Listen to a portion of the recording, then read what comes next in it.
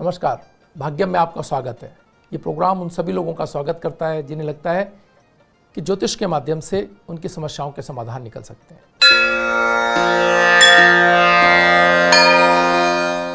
Corona virus के हम जद में हैं, कंप्लीट लॉकडाउन में हैं। सभी एक सामाजिक जो डिस्टेंस है उसको मेंटेन करें। एक अपने से हर व्यक्ति की जो अगर घर में रहें और अगर कहीं बहुत ज़रूरी काम से आप बाहर निकल भी रहे हैं तो 2 मीटर का डिस्टेंस मेंटेन करें। आइए आज के दिन की बात करते हैं। आज 31 मार्च 2020 है। चैत्र मास चल रहा है, शुक्ल पक्ष है, तिथि सप्तमी है, वार मंगलवार है, विक्रम संवत 2077 और प्रमादी नाम का संवत्सर चल रहा है। शक संवत 1942 है, सूर्य उत्तरायण के अंदर है और बसंत ऋतु चल रही है। मुस्लिम तारीख 6 है, सावन मास चल रहा है, हिजरी सन 1441 है। तिथि सप्तमी रात्रि में 3:50 तक, उसके उपरांत अष्टमी तिथि आरंभ हो जाएगी। नक्षत्र मृगशिरा रात्रि में 6:44 तक, उसके उपरांत आद्रा नक्षत्र आरंभ हो जाएगा। योग सौभाग्य साय 5:53 तक, उसके उपरांत शोभन योग आरंभ हो जाएगा। करण गर दिन में 3:32 तक, उसके उपरांत वणिज करण आरंभ हो जाएगा। सूर्योदय जयपुर में 6:23 पर हो रहा है और सूर्यास्त 6:40 पर।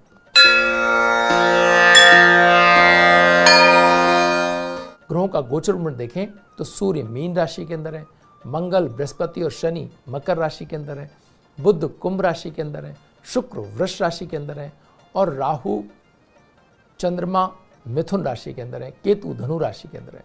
ग्रह योग की बात करें तो भद्रा रात्रि में 3:50 से आरंभ है, साथ ही साथ जैन औली प्रारंभ है, चित्तीय लेखा वर्ष और पूर्ण है, दुर्गा पूजन प्रारंभ है बंगाल में आज से। श्रेष्ठ चौगड़ियों की बात करें तो चर का चौगड़िया 9:27 से 11 बजे तक है। लाभ और अमृता चौगड़िया 11 बजे से 2:03 तक है। शुभ का चौगड़िया 3:35 से 5:08 तक है।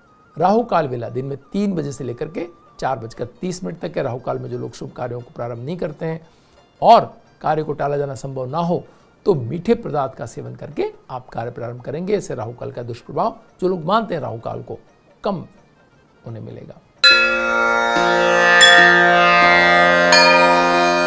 आइए अब बात करते हैं आज के दिन के मूड की। आज जो हम बहुत दिनों से इंतजार कर रहे थे, यानी कि ऐसी स्थिति का जो बहुत कठोर हो सकती थी, वो आज से शुरू हो गई है। यानी बृहस्पति मकर राशि के अंदर। मित्रों, मकर राशि के बृहस्पति का अर्थ क्या है? मकर राशि का बृहस्पति जिन भी सालों में, जैसे आप 2008-2009 के अंदर जब मकर का बृहस्पति था, उससे पहले हर 11 साल का अगर आप टाइम देखें, टेन्योर देखें, तो मकर के बृहस्पति में आर्थिक जो एक स्लो हो जाता है, अर्थव्यवस्थाएं थोड़ा धीरे चलती हैं। हम मकर के बृहस्पति के अंदर आप शादी विवाह भी हमारे पंचांग के अंदर और सारी व्यवस्थाओं के अंदर कहा गया है कि मकर का जब बृहस्पति हो तो उन सालों के अंदर आप सुनते रहे हों कि कम मुहूर्त शादी विवाह के होते। तो वैसे भी हमारा सारा शादी विवाह कम होने से उसकी खरीदारियां कम होती थी, तो व्यापार थोड़ा स्लो हो जाता था। लेकिन ये पूरे खाली शादी विवाह कम होने की वजह से व्यापार स्लो होने का संबंध तो जो है सो है ही, लेकिन बृहस्पति का शनि की राशि में आ जाने का अर्थ ये माना जाता है कि जो सितारा धन प्रदाता सितारा है प्रकृति के अंदर, वो जब शनि की राशि में आ जाए तो स्थिति ये होती है कि सारी चीज़ें स्लो होती चली जाती हैं, सारा अर्थतंत्र स्लो हो जाता है। कोरोना की वजह से तो ये अलग तरीके से, बहुत ही क्रूरतम तरीके से हो गया, लेकिन अन्यथा भी आप जिन भी सालों के अंदर आप देखेंगे बृहस्पति जब शनि की राशि में रहे तो वहां स्लो डाउन बड़ा था। यहां भी ये इस मायने में और बड़ा हो गया कि शनि और बृहस्पति दोनों एक साथ मकर राशि के अंदर है, और तो और इनके साथ में अभी मंगल उच्च के और है, यानी कि ऐसी स्थिति जिसके अंदर सभी तरह की एक तरह से कहें कि मंगल और शनि की नकारात्मकता के साथ बृहस्पति की जो उच्चतम अच्छाई है वो भी यहाँ उसको भी इन्होंने एक तरह से कवर कर लिया। तो अब जो है स्थितियां बहुत असाधारण हैं। हम सभी को इसका ख्याल रखना है, न सिर्फ अपना ख्याल रखना है बल्कि उन लोगों का भी ख्याल रखना है जो लोग अंतिम लाइन में खड़े हैं, जो हमसे बहुत, तो धर्म और जो सनातन संस्कृति है वो यही कहती है कि भाई हमें अपने ख्याल तो रखना है, ये तो एक बात है ही, लेकिन उनका भी ख्याल रखना है जो आर्थिक रूप से बहुत ही असक्षम हैं और जिन्हें हमारी आवश्यकता है। तो इस बात का जितना आप ख्याल रखेंगे, अपने ये पुण्य कमाने का एक तरह से ऐसा अवसर आपको ईश्वर ने प्रदान किया है जो शायद फिर कब आए इसकी कोई मिलना मुश्किल है। क्योंकि जब शनि और मंगल मकर राशि के अंदर है, बृहस्पति भी वहाँ पर आ गए हैं, तो ऐसी स्थिति आ सकती है कि जिनके पास में ज़्यादा धन की व्यवस्थाएं नहीं हो, ज़्यादा अच्छी आर्थिक स्थितियां नहीं हो, उन्हें बहुत कठोरतम स्थिति का सामना करना पड़े। तो उनके लिए जब आप मददगार होंगे तो ईश्वर के यहाँ आपका जो पुण्यों का खाता है वो निश्चित रूप से बहुत तेजी से और बहुत बड़े स्तर पर बढ़ेगा। क्योंकि ये बात बिल्कुल समझ में आती है कि आपके पास धन है, आप स्वार्थी भी हो सकते हैं, आप उसको रोक भी सकते हैं और आप चाहें तो अपने धन का इस्तेमाल स्वयं के लिए करने की बात सोचते हुए अपने आप मन को कठोर भी कर सकते हैं। लेकिन प्रकृति में यकीन माने कि धन तो ईश्वर का है, जल की तरह से है धन, जहां उसकी इच्छा होती है वहां बरसता है और जहां इच्छा नहीं होती वहां नहीं बरसता। आप देख सकते हैं कि कुछ खेतों में 200 मीटर, 300 मीटर, 500 मीटर की दूरी में भी खेत के अंदर किसी खेत में बहुत अच्छी बारिश होती है और 500 मीटर या 5 किलोमीटर के अंदर बहुत कम बारिश भी होती देखी गई है। तो ये सब ईश्वर की प्रकृति, ईश्वर इस पूरी कायनात, इस पूरे सिस्टम, इस पूरे ब्रह्मांड के मालिक हैं। वो चाहें जैसे स्थितियों से हमें गुजार सकते हैं। तो यहाँ एक ऐसा स्थिति आपके हाथ में है कि आप दूसरों की मदद करके अपने पुण्यों को बढ़ा सकते हैं और अपने उच्चतम मानवीय आदर्शों की पालना कर सकते हैं। वक्त तो चला एक छोटे से ब्रेक का, ब्रेक के बाद फिर हाजिर होंगे, बने रहिए भाग्य में। आइए बात करते हैं स्वास्थ्य मंत्र में आज की औषधि हल्दी की। हल्दी का इस्तेमाल हम लगभग सभी हिंदुस्तानी सब्जियों, खाद्य पदार्थों में करते रहे हैं। बरसों से, लंबे समय से ये स्थिति हमारे किचन की रहती है कि रसोई की शान होने के साथ साथ ही हल्दी कई चमत्कारिक औषधीय गुणों से भरपूर है। आयुर्वेद में तो हल्दी को बेहद महत्वपूर्ण माना ही गया है। आप देखते हैं कि जब भी कोई चोट लग जाती है या ऐसी चोट जिसके अंदर हम उसका कोई अंदर आंतरिक चोट है और उसका कोई भी वो हल नहीं निकल रहा और बहुत लंबा चोट चल रही है या दर्द हो रहा है या हर प्रकार की गुम चोट जिसे हम कहते हैं असलियत में, उसके इलाज में तो सहायक है ही ये, साथ ही साथ कफ खांसी सहित अनेक बीमारियों के इलाज में हल्दी काम आती है। इसके अलावा हल्दी सौंदर्यवर्धक भी मानी जाती है और प्राचीन काल से ही इसका उपयोग रूप को निखारने में किया जाता रहा है। आप देखते होंगे कि वर्तमान समय में भी हल्दी का प्रयोग उपटन से लेकर के विभिन्न तरह की क्रीमों में भी किया जाता है। शादी विवाह के अंदर पहले इस तरह के उपटन बना करके और सौंदर्य प्रसाधन का मुख्य अगर आधार कभी भारत में था तो हल्दी थी। दो तरह के गुण हैं, एक तो आपके स्किन को बेहतर एक एंटीबायोटिक मिल जाता है और दूसरा आपकी स्किन की क्वालिटी बहुत बेहतर हो जाती है हल्दी की वजह से। इसमें एंटीबैक्टीरियल गुण है, इसमें जोड़ों के दर्द, ऑस्टियोआर्थराइटिस में भी तुरंत लाभ मिलता है क्योंकि ये कैल्शियम का भी अच्छा स्रोत है। हल्की या बड़ी कैसी भी चोट हो, सदियों से भारतीय घरों में सबसे पहले हल्दी वाला दूध दिया जाता था। हल्दी कफ, खांसी सहित अनेक बीमारियों के इलाज में काम आती है। कितनी भी तीव्र खांसी हो, हल्दी को शहद या गुड़ में मिलाकर के लेने से तुरंत आराम मिलता है। हल्दी में क्यूरमिन नाम का अहम यौगिक होता है जो अर्थराइटिस व कैंसर जैसी कई समस्याओं में हमें बचाता है। यह तत्व लीवर के साथ साथ पूरे शरीर को भी डिटॉक्सिफाई करता है। क्यूरमिन की डिटॉक्सिफिकेशन प्रक्रिया इतनी प्रभावशाली है कि इसका इस्तेमाल मरकरी यानी पारे के संपर्क में आए व्यक्ति का इलाज करने में भी किया जा सकता है। यकृत की वृद्धि में इसका लेप भी किया जाता है।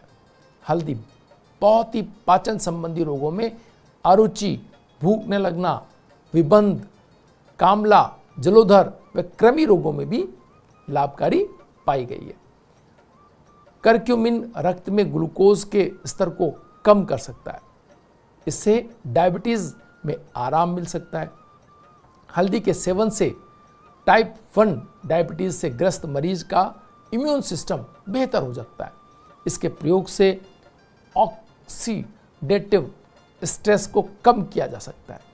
रक्त प्रवाह की समस्याओं, उच्च रक्तचाप और LDL यानी कि कोलेस्ट्रॉल बढ़ने की समस्या और शरीर की कोशिकाओं की टूट फूट की मरम्मत में हल्दी बेहद लाभकारी है। नाड़ी शूल के अतिरिक्त रक्त स्तंभन, मूत्र रोग, गर्भाशय, प्रमेह, त्वचा रोग, वात पित्त कफ में इसका प्रयोग बहुत लाभकारी है।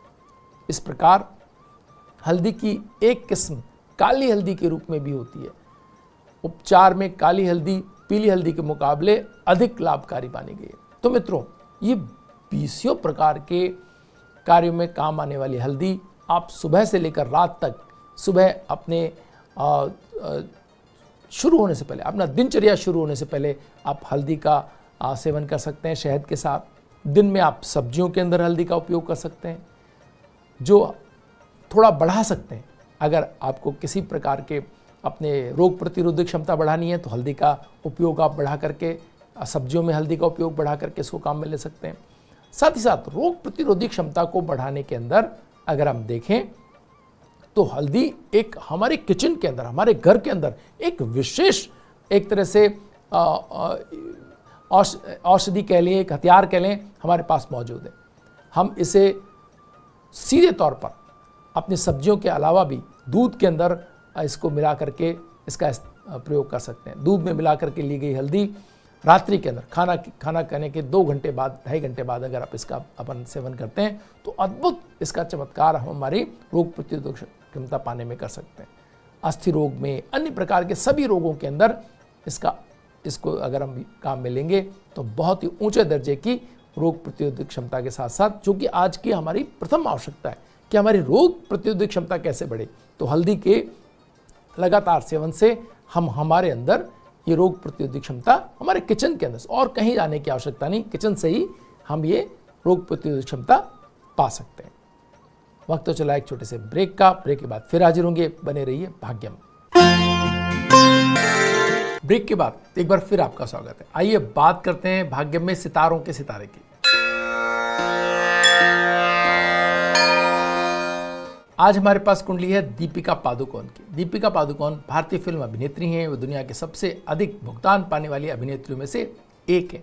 पादुकोण को कई पुरस्कार प्राप्त हुए हैं, जिनमें से 3 फिल्म फेयर पुरस्कार और 6 आईफा अवार्ड शामिल हैं। वे देश के सबसे लोकप्रिय और आकर्षक व्यक्तित्वों की सूची में शामिल हैं। दीपिका का जन्म 5 जनवरी 1986 को कोपेनहेगन में डेनमार्क में हुआ। उनके पिता का नाम प्रकाश पादुकोण है, जो मशहूर बैडमिंटन खिलाड़ी रहे। दीपिका के हिंदी फिल्म कैरियर की शुरुआत ब्लॉकबस्टर फिल्म ओम शांति ओम से हुई थी, जिसमें उनके हीरो शाहरुख खान थे। अब तक कई सुपरहिट फिल्मों में वे दे चुकी हैं, जिसमें रेस 2, चेन्नई एक्सप्रेस, बाजीराव मस्तानी और पद्मावत आदि प्रमुख हैं। आइए इनकी उपलब्ध जन्म कुंडली के माध्यम से हम इनके व्यक्तित्व की विशेषताओं को समझने का प्रयास करते हैं। तुला लग्न की कुंडली जो बैलेंस बनाने में बहुत ही महत्वपूर्ण भूमिका निभाती है, यानी आपके 2 अलग अलग कैंप, 2 अलग अलग विरोधी लोग जो आपस में बहुत जिनका विरोध हो, उन दोनों के बीच सेतु बनाते हुए आप दोनों के साथ उतने ही बेहतर ढंग से अपने व्यवहार कुशलता के कारण आप काम कर ले जाएं, काम कर पाएं। ये स्थिति जिनकी होती है वो तुला लग्न वाले लोग होते हैं। सबके साथ, सबके मित्र, सबके लिए सहृदयता, जो कि हम इनके कार्यों और इनके व्यवहार में देखते भी हैं। सबसे महत्वपूर्ण बात यहाँ पर मंगल और केतु और उसके साथ चंद्रमा की है। मंगल और केतु का साथ होने का अर्थ यह है मित्रों कि व्यक्ति अपने कार्यों की योजना बहुत ही अच्छे ढंग से बनाना जानता है। वो क्या करना है, कौन सी फिल्म चयन करनी है, कौन से किरदार निभाने हैं, कौन से नहीं निभाने हैं, इसकी बहुत ही अच्छी तरीके से प्लानिंग करते हैं और लंबे समय तक की प्लानिंग इनके पास होती है। तो मंगल और केतु जिनकी कुंडली के अंदर लग्न स्थान में है, उनसे बेहतर प्लानर कौन हो सकता है, ये देखने वाली बात है। और इसके साथ चंद्रमा का होना, तो फिर ये एक तरह से सोने पे सुहागा वाली बात हो जाती है कि भावनात्मक आपकी तैयारी भी उसी दर्जे की हो। लेकिन राहु आपके भावनात्मक संबंधों में थोड़ी सी जो है आपको ऐसी स्थिति का सामना करवा सकता है जो आपने प्लान नहीं किया हो, और ऐसा इनके साथ हमने देखा कि हो भी चुका है कि ये तनावपूर्ण स्थितियां उन्होंने भावनात्मक संबंधों में गुजारी है। शनि का दूसरे स्थान में होना, इनके डायलॉग डिलीवरी में कहीं अगर कोई पूरी उस सिस्टम में कहीं कोई आप एक कमी या कोई एक पॉइंट आउट कर सकते हैं तो डायलॉग डिलीवरी। और शनि का जो है द्वितीय स्थान में बैठना, कहीं शुरुआती दौर या किसी ऐसी चीज़ में जहां थोड़ा सा आप इनको मेहनत करते हुए या और मेहनत करने के लिए आप सोचें, तो वो एक ऐसी जगह हो सकती है जहां ये इनको ये एक कह सकते हैं कि शनि का द्वितीय स्थान में होना थोड़ा सा शब्दों के माध्यम से अपनी चीज़ को बेहतर करने की ओर एक हमेशा प्रयत्नशील रहने के लिए एक अग्रसर करने की स्थिति बनाता है। तो जिन भी कुंडलियों के अंदर शनि अगर द्वितीय स्थान के अंदर है तो इसके मायने ये हैं कि आप अपनी बात कहने में थोड़ा सा पीछे रह जाते हैं, या अपनी बात कहते समय आपको थोड़ी दिक्कत आती है, और इस तरह से आपके भावनात्मक संबंधों में थोड़ी परेशानी आ सकती है। आप इसके साथ ही आप देखें सूर्य, बुध और शुक्र, ये तीनों ग्रह इनके कीर्ति स्थान में सूर्य का होना आपको निश्चय ही सितारा बनाने में मदद करता है। आपकी मेहनत अगर पूरी है, अगर आपने मेहनत की अपने कार्यों के ऊपर, आपने अगर अपने फोकस नहीं अगर बार बार बदले हैं, तो आप देखें वो व्यक्ति जिनके सूर्य तृतीय स्थान में हो वो व्यक्ति सितारा बनते हैं, अच्छी स्थिति में हो तो वो सितारा बनते हैं। यहाँ धनु राशि का सूर्य आप इस सितारा बनाने में इनको बहुत महत्वपूर्ण भूमिका निभाई। बृहस्पति इनका चतुर्थ स्थान के अंदर, आप देखिए कि कीर्ति स्थान के अंदर बृहस्पति की राशि में सूर्य और बृहस्पति का चतुर्थ स्थान में होना, कौन रोकता है ऐसे व्यक्ति को। और आप देखते हैं कि लगातार सफल होती हुई इनकी कहानी, एक के बाद एक हिट फिल्में, और अपने मंगल का जो लग्न में होना, वो अपने फिटनेस के लिए लगातार प्रयत्न करते रहना, लगातार ऐसी स्थिति को पाने के लिए प्रयत्न करना कि जिसके अंदर एक स्पोर्ट्समैन आप हमेशा दिखाई दें, आपको लगे कि कोई ऐसा व्यक्ति है जो फिटनेस के लिए पूरी कोशिश कर रहा है। तो आप इनकी इस कुंडली से देख सकते हैं मंगल और चंद्रमा का योग अत्यंत धनवान होने का गारंटी जो देता है वो यहाँ उपलब्ध है। और इसी से ही आप देख सकते हैं कि आज भारत की सर्वाधिक धन प्राप्त करने वाली अभिनेत्रियों के तौर पर आप इनको पाते हैं। साथ ही साथ शुक्र का बुध और सूर्य के साथ होने ने कला जगत में भाग्य स्थान को देखना, ये एक ऐसी स्थिति बनाता है मित्रों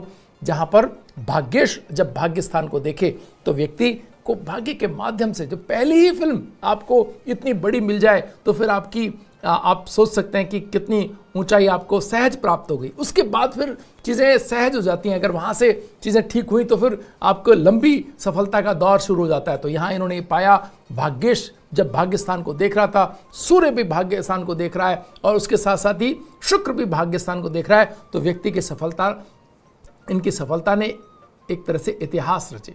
सर्वाधिक कमाई करने वाली फिल्मों में इनकी फिल्में रहीं, 100 करोड़ से ऊपर की फिल्मों की एक लाइन लगा दी इनकी फिल्मों ने। तो धन कमाने में इनकी फिल्में बहुत ऊंचे दर्जे की रहीं, सितारा हैसियत इनको प्राप्त हुई, इन्होंने प्लानिंग अपनी बहुत अच्छी की, आगे तक की प्लानिंग इनकी बहुत शानदार।